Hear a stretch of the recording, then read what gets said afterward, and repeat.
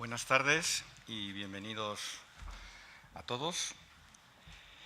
Es un honor para Casa Árabe unirse un año más a los actos y conmemoraciones con motivo del Día Internacional de Solidaridad con el Pueblo Palestino, instituido por Naciones Unidas en 1977 y que se celebra anualmente el 29 de noviembre como recordatorio de la resolución que en 1947 preveía ya la partición del territorio palestino.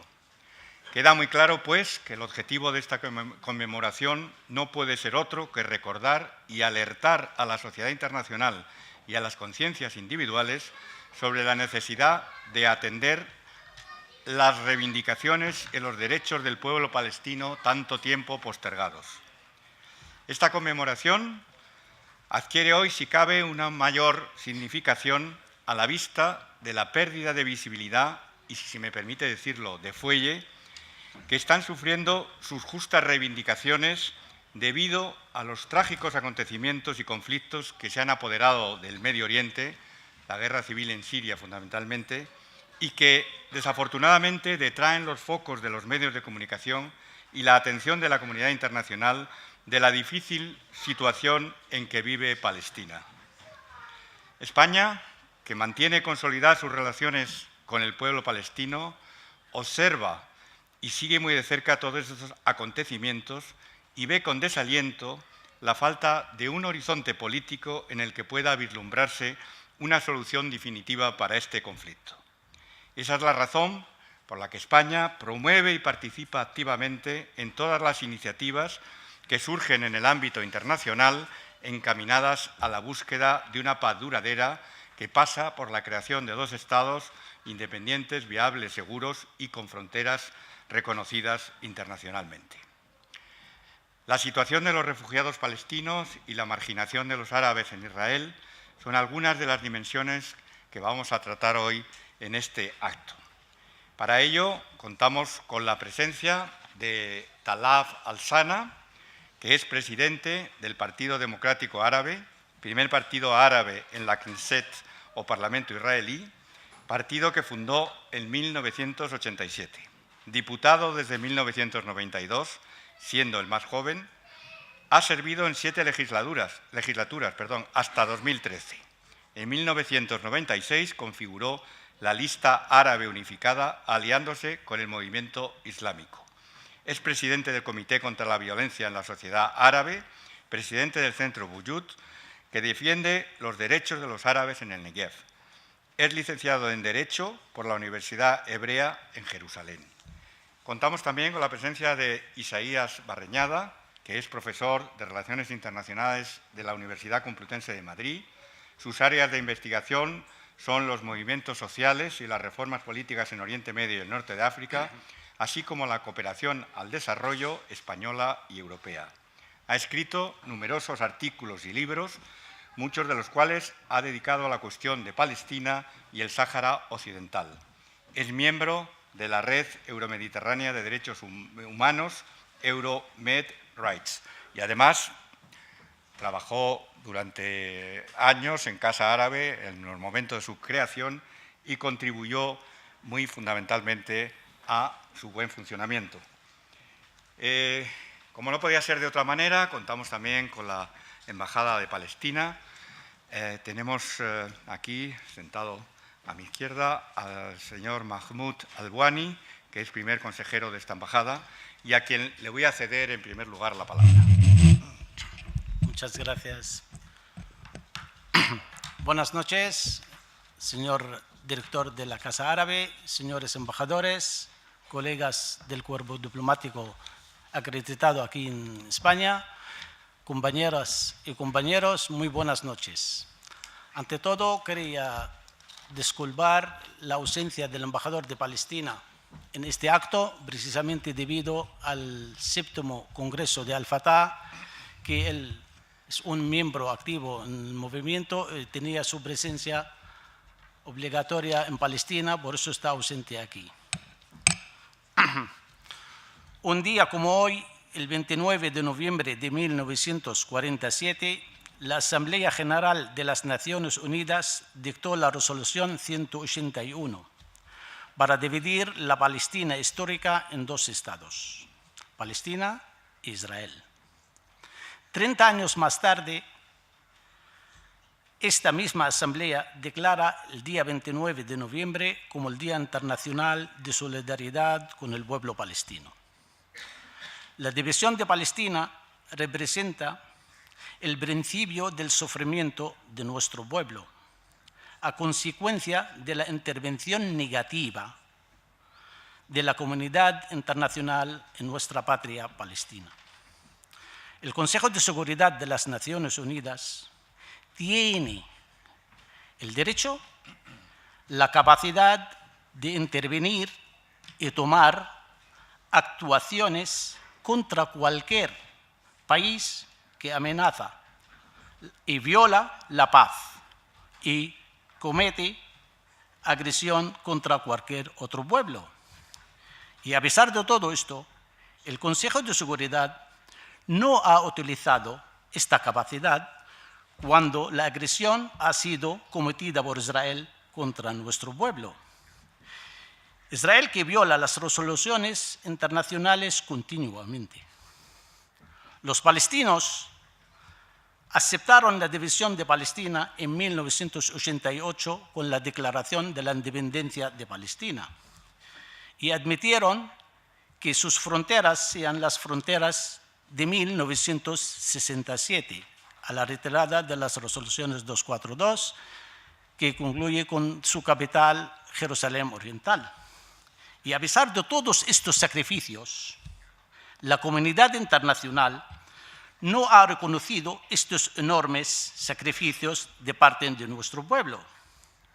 Hoy día, la solución de los dos estados es la única llave de una paz justa. Y para ello hace falta tener justicia, y nuestro pueblo la quiere.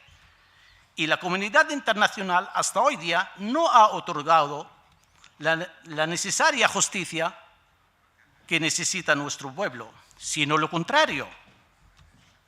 Su actuación ha dado cobertura a Israel para ampliar sus colonias, construir su muro racista y el bloqueo contra nuestro pueblo en Gaza.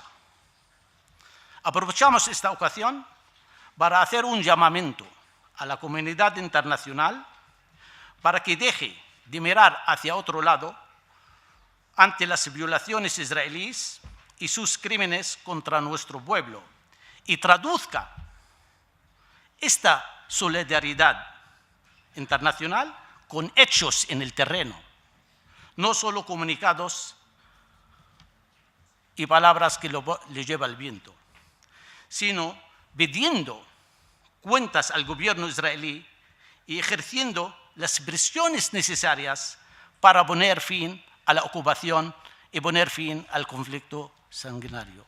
Y le agradezco su presencia y muchísimas gracias.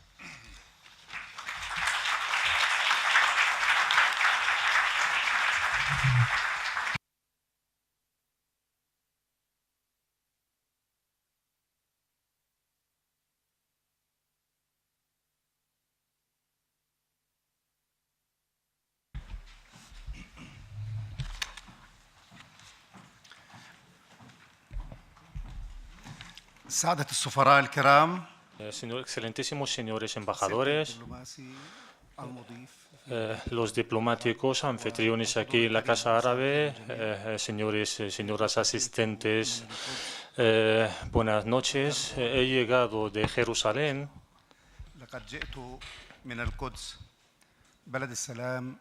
país de la paz, que siempre aspira a la paz, pero sufre, pero padece del muro racista, del bloque, del asedio contra el pueblo palestino y únicamente se puede comunicar con los palestinos dentro de Israel. Hay unos cambios, intentos de cambios en Jerusalén a través de desplazar a los de Jerusalén y la creación de asentamientos y la documentación para cambiar pues la situación geográfica, para que cuando haya una pregunta relacionada con el futuro de Jerusalén sea pues la actual, la misma pregunta. Lo que se quiere es imponer una situación actual sobre Jerusalén. Hoy el Día Internacional de Solidaridad con el pueblo palestino es muy importante recordar el pasado, pero también es muy importante mirar al futuro. En mi opinión, considero que el pueblo palestino, como consecuencia de esta Nakba palestina, que es un resultado normal de la promesa de Balfour, que asume, que da o que hace que Bretaña y las grandes potencias sean los responsables de esta miseria. Y también la resolución de la partición. La resolución de la partición habla de dos países, dos estados, pero la situación actual dice que solo hay un estado, el Estado israelí. ¿Dónde está el Estado palestino? De todas las resoluciones dictadas por el Consejo de Seguridad, el único resultado, la única resolución es el 81, aunque solo pues se ha puesto en marcha la mitad de esta resolución, pero la otra no. En mi opinión, sin un Estado palestino, pues la independencia israelí ya no será completa, será deficiente. Desde mi punto de vista, todo esto ya era el cambio del pueblo palestino. Nosotros estamos hablando de un crimen, uno de los peores crímenes de la edad moderna y de la era moderna, pues un pueblo que estaba en su país viviendo pues tranquilamente en seguridad, pues 2/3 de este pueblo ya se han convertido en refugiados en los demás países del mundo. Y la otra parte pues es un pueblo que vive bajo el asedio en Gaza y otra parte que vive en Israel. Desde mi punto de vista no es fácil hablar de una solución de la cuestión palestina sin atender y sin resolver la cuestión palestina. Cuando recordamos y cuando menciono las tres dimensiones, te quiero hablar con detalles. El gobierno o los gobiernos israelíes no ha reconocido solo de su responsabilidad de la Nakba, la que ha vivido el pueblo palestino y la deportación de los ciudadanos de 532 pueblos. Y también hay otra parte que ha sufrido una deportación dentro de las fronteras, es decir, dentro de las fronteras israelíes. Ya estoy hablando de dos pueblos en Hebrón, que son Dekret y Beran. Y a pesar de que ha salido y se ha dictado una resolución para que los ciudadanos de estos dos pueblos vuelvan, pues ya no han vuelto. Es decir, no se habla de la soberanía de la ley, a pesar de que son miembros, del Estado israelí.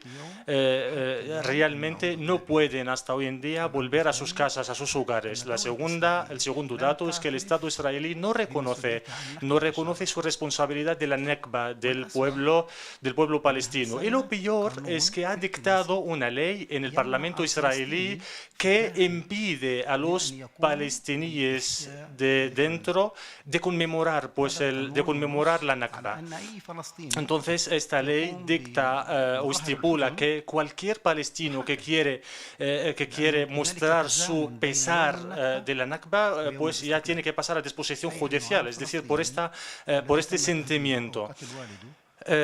Cualquier palestino cuyo padre ha muerto tiene que mostrar su alegría con esto. Es una situación miserable realmente, no poder mostrar su solidaridad con la víctima. La tercera cosa es que ha habido una... pues pensaba en Israel que con el paso del tiempo los mayores se van a morir y los jóvenes ya se van a olvidar completamente de la causa. Eso no ha pasado. A pesar de la ley, pues hay muchas marchas para celebrar, para conmemorar la Nakba. Y el mayor testigo de la Nakba son los mismos pueblos que han sometido a la deportación, al desplazamiento. Muchos miles y decenas de miles de palestinos participan en estas marchas y muchos entre ellos son jóvenes. La cuestión adicional aquí es el intento de borrar los nombres históricos, borrar los pueblos y el hecho de convertir al judaísmo los nombres de todos estos pueblos. Entonces, todo esto es un lado importante, pues ya se intenta que se haga una especie de ilusión de la causa palestina. El pueblo palestino, independientemente del lugar en el que esté, siempre se recuerda de la cuestión. El pueblo palestino siempre tiene Palestina en el corazón.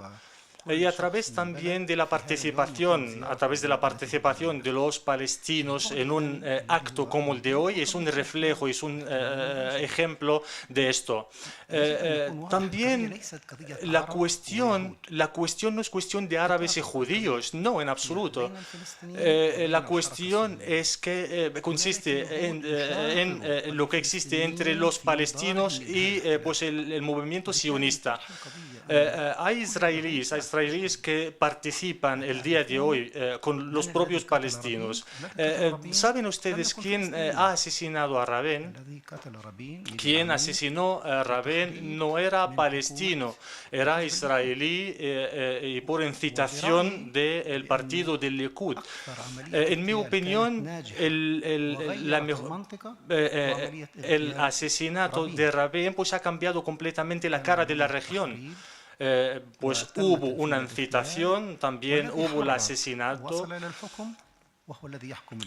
Y quien incitó en su momento pues está en el poder hoy, está gobernando hoy. Entonces hay muchas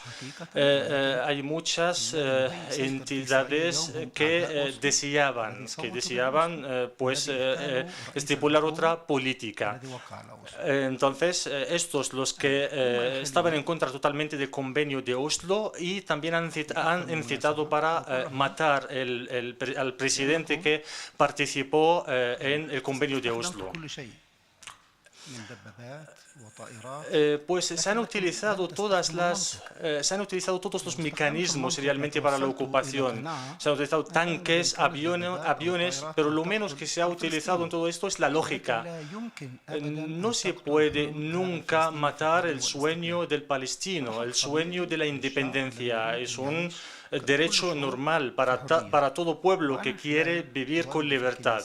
Realmente, durante mi existencia en el Knesset, en el Parlamento israelí, tuve el honor de formar parte de los que apoyaron en su momento al gobierno de Rabin. Desde el 92 hasta el 2013 ya era diputado en el Knesset, en el Parlamento israelí, pero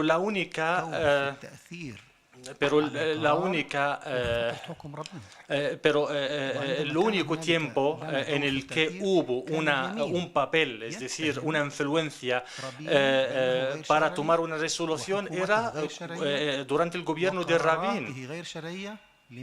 Entonces, muchos partidos en ese momento decían que el gobierno de Rabin no tenía ninguna legitimidad.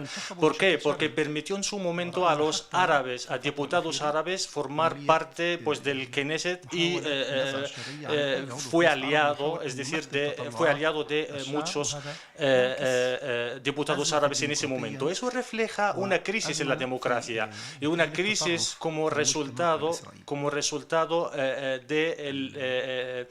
como resultado de la existencia de radicalismo dentro de la sociedad israelí.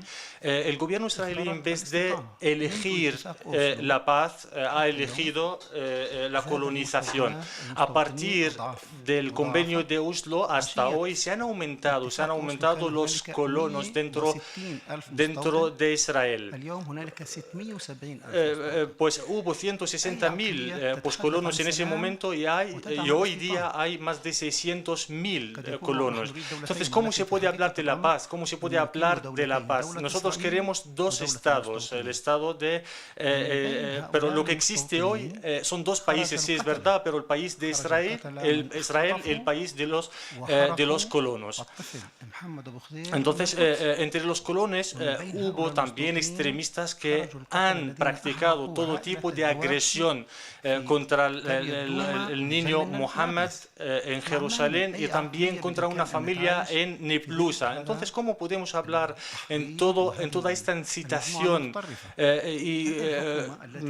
con todos estos grupos extremistas? Todos estos grupos extremistas quieren reflejar que están interesados en la paz. Pero lo contrario, pero no existe totalmente lo contrario. Pues solamente antes de una semana pues se aprobó la creación de un pueblo que está establecido sobre territorios palestinos. Pero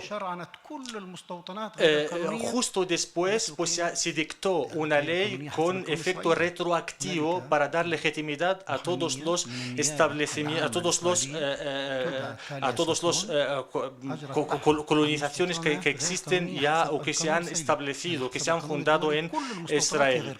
Entonces, según la ley internacional, todas las colonizaciones son ilegítimas, pero ya ahora ya estamos hablando de muchos criterios con los que se pueden administrar una ley. Pues siempre estipulan herramientas para dar legitimidad a los crímenes o la ocupación de territorios o la decomisación de unos territorios palestinos, y eso ya refleja pues la ausencia de pues la paz, de la mentalidad de la paz. La segunda cosa es que hablan de que nosotros no establecemos ninguna negociación con los palestinos, pero lo normal y lo lógico es que la paz no se establece con un amigo, la paz se establece con un enemigo. Y esta agresión es reflejo de la ocupación. El mejor ejemplo de ello es que después del convenio de Oslo, los palestinos en la franja de Gaza,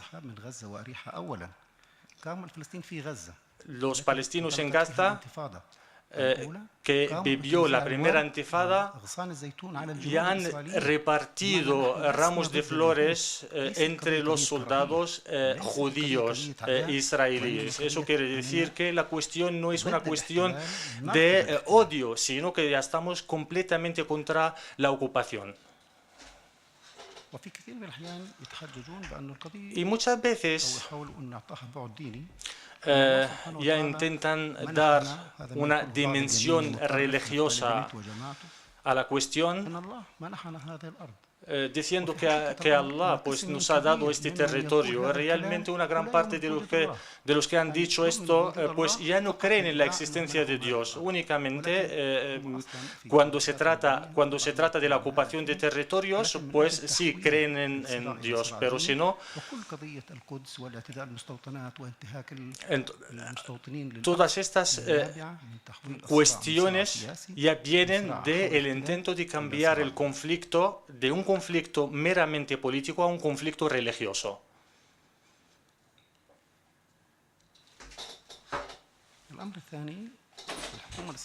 La segunda cuestión es que el gobierno israelí intenta plantear una condición que nunca fue planteada ni con jordanos ni con egipcios para realizar negociaciones. Antes, la autoridad palestina tiene que reconocer a Israel como Estado del pueblo judío. ¿Por qué Israel reivindica esto? La cuestión es una ocupación y terminar la ocupación. ¿Por qué se habla de la entidad judía del Estado? Es el único Estado que no ha definido cuáles son sus fronteras. Es el Estado de Israel. Y cualquier persona puede volver al estado desde el cual salió y consigue la nacionalidad. ¿Y por qué no definen sus fronteras? ¿Y por qué ponen esta condición como una condición previa? Eso es por el derecho a volver por parte de los palestinos que han salido en un momento anterior. Y también eso va a anular la responsabilidad de Palestina sobre el tema de la Nakba. Y la gran pregunta es: esto también amenaza la existencia de 1,5 millones de palestinos dentro. Si esto es así, y partiendo de esta base, pues la jefatura de la autoridad palestina ha rechazado esta condición previa, y eso no se ha pedido ni a egipcios ni a jordanos, con los cuales hay acuerdos de paz.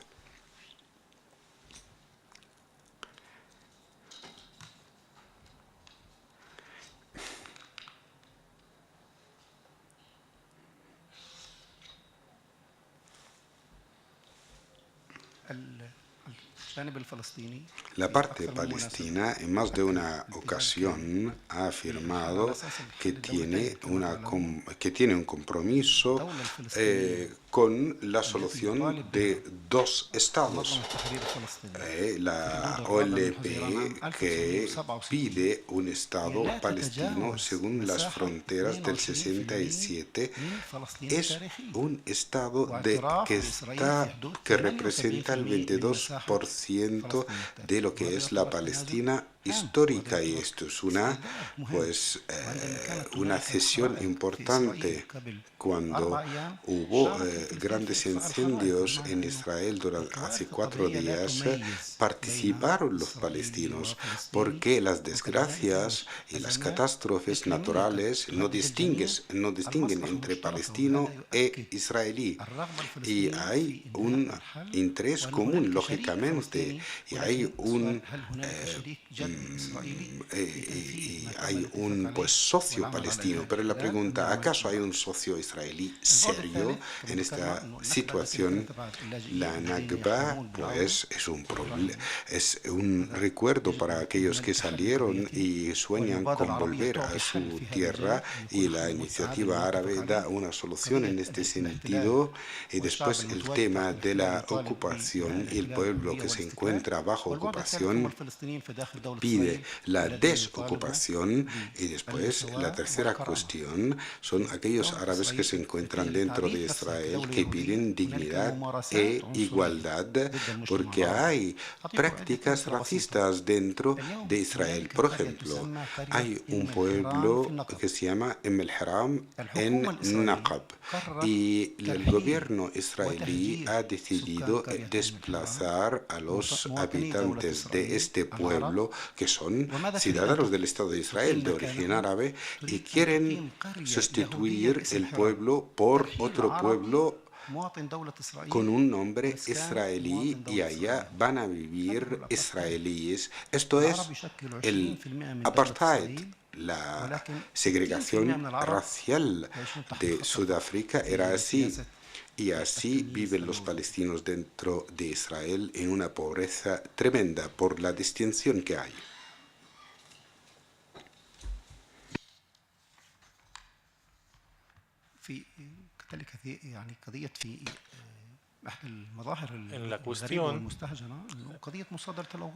la cuestión también de la decomisión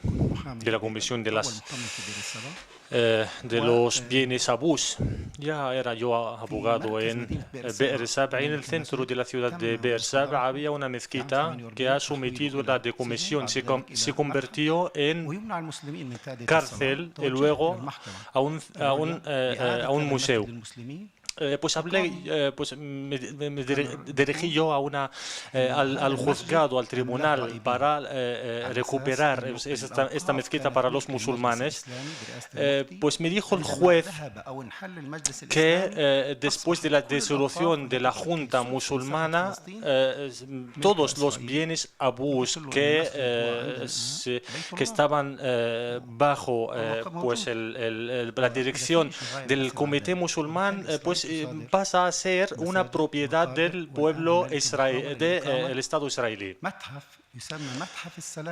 Entonces, actualmente ya hay unos intentos de establecimiento de un museo que se llama el Museo de la Tolerancia sobre una tumba musulmana. Entonces, así quiere decir que el Estado de Israel no tiene una constitución.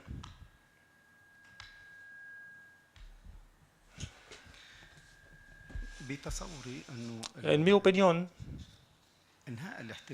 que poner fin a la ocupación es la mejor garantía para preservar y para garantizar la seguridad, porque no se puede hablar de seguridad cuando ya existe la ocupación.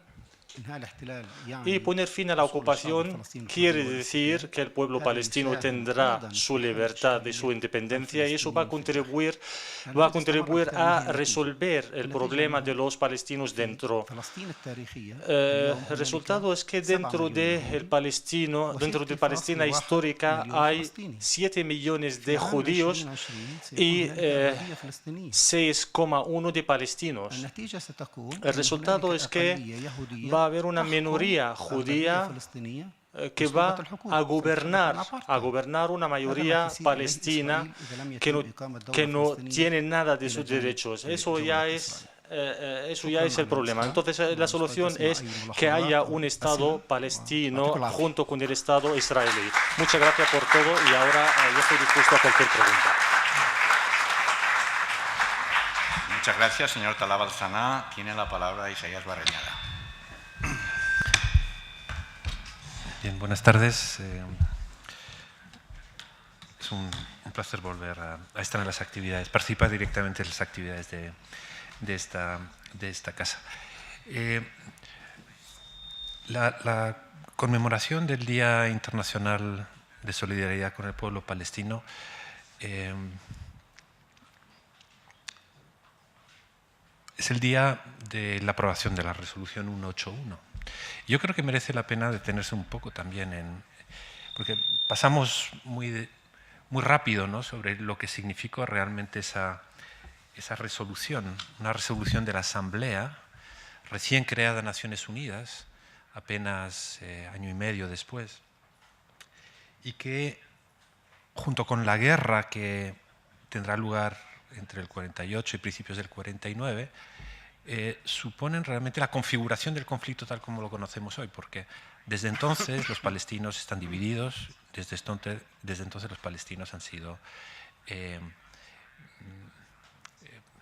perdido su tierra, ¿no? Con un poco de distancia y desde simplemente un análisis del derecho internacional, podemos decir que la resolución 181 fue un tremendo error de la comunidad internacional, un tremendo error, que tuvo que ver en gran medida con lo que era Naciones Unidas en 1947. Unas Naciones Unidas compuestas por 57 estados. 57 estados, muchos de ellos, europeos, americanos, muy pocos africanos, muy pocos asiáticos. Eran unas Naciones Unidas todavía muy marcadas por el orden colonial, ¿no? Y de hecho la aprobación de la resolución responde a esa naturaleza. Es decir, fue una resolución que no tenía en cuenta elementos fundamentales de la Carta de Naciones Unidas, que luego se desarrollarán en los años 60 con el derecho a la descolonización, pero que en ese momento se pusieron de lado en favor de intereses ajenos a la población autóctona. En ningún otro caso de descolonización se reparte el territorio entre colonos y población autóctona. En ningún otro caso de la historia del siglo XX, ¿no? Y por eso, obviamente, los palestinos rechazaron la propuesta, la propuesta que en realidad es la resolución. La resolución recomienda la creación de dos estados, la partición de la Palestina histórica o de la Palestina del mandato británico, y no olvidemos, partición y el establecimiento de un esquema de cooperación económica entre los dos estados, ¿no? Porque la resolución incluía esas dos dimensiones, ¿no? Y la resolución se aprueba de una manera bastante cuestionable. En esa época, 57 estados, 33 votan a favor, 13 en contra, 10 se abstienen y 1 se ausenta. Voy a recoger simplemente algunas declaraciones de actores de la época que dan algunas claves de cómo tuvo lugar esa resolución, esa aprobación, ¿no? Dos personajes claves de la época destacan en sus memorias. Uno de ellos, el presidente Truman, presidente de Estados Unidos, que escribe unos años después, cito: «Creo que nunca soporté mayor presión y propaganda dirigida a la Casa Blanca. Algunos de los líderes sionistas incluso sugirieron que presionáramos a naciones soberanas para obtener votos favorables». James Forrestal, entonces secretario de Defensa de Estados Unidos, también se lamentaba en uno de sus escritos posteriores y decía: «Nos hallábamos ante el hecho tremendo y penoso de que la política exterior de este país», y hablaba de Estados Unidos, «estaba determinada por la contribución de un particular bloque de intereses que pudiera hacer a las arcas del partido. Los métodos usados fuera del Ejecutivo para coaccionar a otras naciones de la Asamblea General bordearon el escándalo. Nuestra política para Palestina fue elaborada con propósitos miserables». Secretario de Defensa de Estados Unidos. No cabe duda de que, tal como acreditan historiadores, académicos y políticos de la época, fue esa enorme presión lo que llevó en 1947 a la partición de Palestina, ¿no? En el día de la votación, los 2/3 no estaban garantizados. El historiador francés Henri Laurent, en su importante obra La question de Palestine, explica cómo sucedió. Y dice: «La Casa Blanca utilizó su poder para desnivelar la balanza. Los consejeros del presidente amenazaron a Filipinas con imponerle sanciones si no cambiaban su abstención por un voto afirmativo. Liberia, uno de los pocos estados independientes del continente africano en esa época, un productor de caucho, que vivía del caucho, fue advertido de que la compañía Firestone podría reducir sus inversiones en el país. Y diferentes delegaciones latinoamericanas fueron sometidas al mismo tratamiento, con millones de dólares de por medio. El plan de partición se explicó, según Henri Laurent, por la acción separada, pero convergente, de Estados Unidos y de la Unión Soviética. También se presionaron a países europeos. Francia, por ejemplo, según Alain Gresh y Dominique Vidal, autores del libro Palestina 47, Francia quería abstenerse porque le preocupaban las reacciones en el norte de África, pero sucumbió a las presiones. Es decir, la partición respondió a fuertes presiones y a intereses totalmente ajenos a los de la población autóctona, ¿no? La aprobación de la resolución abre o da pie al hecho seminal, digamos, del conflicto tal como lo conocemos hoy, que es la Nakba, la gran catástrofe, el hundimiento del mundo de la Palestina histórica. No hay que esperar el inicio de los combates para que empiece la presión sobre la población palestina. Desde los primeros días del mes de diciembre del 47 ya hay operaciones de limpieza étnica, de presión, de amedrentamiento, infundir miedo para que la población abandone ciertos pueblos y muy pronto enfrentamientos armados. La resolución 181, bien vista con la distancia, es una continuidad de hechos coloniales como la Declaración Balfour y como toda una serie de políticas que se llevaron a cabo durante el mandato británico, ¿no? Desde entonces el conflicto de Palestina tiene esta configuración muy particular que no podemos dejar de lado, y es que la realidad palestina se desarrolla en los territorios de Cisjordania y Gaza, en el exterior, entre los refugiados y entre ese pequeño reducto de población palestina que se queda en lo que será el Estado de Israel, que adquiere la ciudadanía israelí, y que son los llamados palestinos del 48, del que el diputado Saleh Batane es miembro, ¿no? No podemos entender la realidad palestina si no conectamos esas tres dimensiones. Y por eso la resolución de la cuestión palestina no pasa exclusivamente por el final de la ocupación y la creación de un Estado. Pasa también por dar una respuesta justa, conforme al derecho, a las otras dimensiones. A los refugiados, pero también a las cuestiones de discriminación y de racismo institucionalizados dentro del Estado de Israel. Y yo creo que este día debe ser precisamente aprovechado para recordar la integralidad y la unicidad de la cuestión palestina. No es exclusivamente una cuestión de acabar con la ocupación y crear un Estado. Eso es importante, lo quieren los palestinos, es fundamental. Pero también hay otras dimensiones. ¿Por qué? Porque el problema no es o no se reduce exclusivamente a una competencia por el territorio para crear dos estados que respondan a dos movimientos nacionales, no. El problema de fondo es que es muy difícil convivir, no coexistir, sino convivir como buenos vecinos con un Estado que se define como hace hoy el Estado de Israel, ¿no? En el que hay ciudadanos de primera, ciudadanos de segunda, ¿no? Es, yo creo, la mejor ocasión este día de recordar esa integralidad. Los palestinos, desde la calle, más que desde las organizaciones políticas, pero desde la calle, desde el 2002, desde el momento en que constataron que el proceso de paz hacía agua, tomaron la iniciativa y han venido reconstruyendo lazos, puentes entre estas tres dimensiones. Hoy, los movimientos sociales de refugiados, palestinos bajo ocupación y palestinos dentro de Israel trabajan juntos. Las delegaciones se hacen conjuntamente. La producción cultural es conjunta, ¿no? Cada vez más hay una necesidad de restablecer esos vínculos, porque precisamente la división ha sido una de las claves que ha utilizado Israel precisamente para debilitar a los palestinos. Yo voy a dejar aquí mi comentario, porque mi objeto era simplemente hacer una pequeña glosa y hacer algunas preguntas. Voy a hacer una sola al ponente de hoy, ¿no?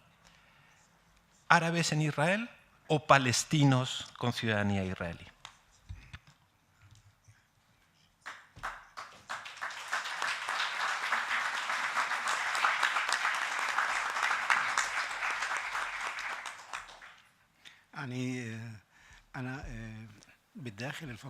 في الحقيقة dentro de Palestina, y como ha mencionado mi amigo, el intento de dividir al pueblo palestino y dictar una ley para obligarles a pasar la mili. Igualmente también en Negev, intentar decir a los beduinos que ya no formáis parte de los palestinos y de los árabes, pero puedo decir claramente que la reacción clara fue a través de la intifada de octubre, las manifestaciones de octubre, cuando Sharon intentó violar la mezquita de Al-Aqsa. Hubo una gran manifestación, murieron 13 jóvenes para asegurar con su sangre que son palestinos y que son árabes en primer lugar. A base de esto, todos los intentos de dividir al pueblo palestino ya han fracasado completamente. El pasado sábado, en Hebrón había un Congreso Nacional en solidaridad con el pueblo palestino y la bandera que ondeaba en el Congreso no era el israelí sino el palestino. Eso ya plasma pues la situación. También quiero decir, cuando estaban los otomanos, no éramos nosotros árabes otomanos, sino también éramos palestinos y vamos a permanecer siendo palestinos para toda la vida.